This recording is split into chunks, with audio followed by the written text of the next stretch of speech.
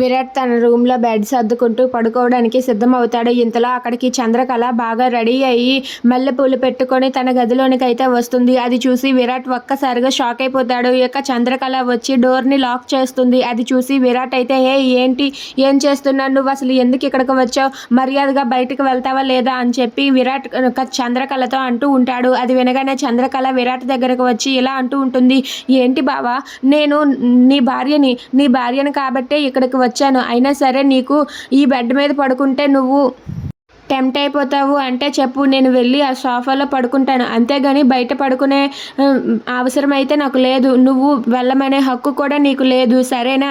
నేను మాత్రం నీ బెడ్ మీద పడుకోవద్దంటే ఆ సోఫాలో పడుకుంటాను, అంతేగాని బయట అస్సలు పడుకోను.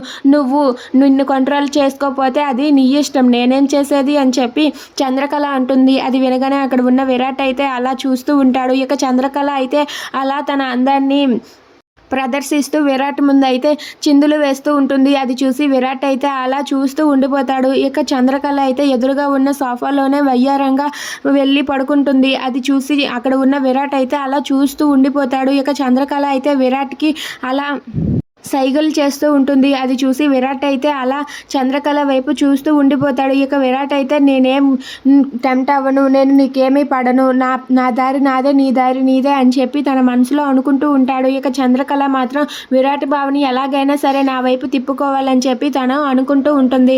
If you like this video please like, share and subscribe friends.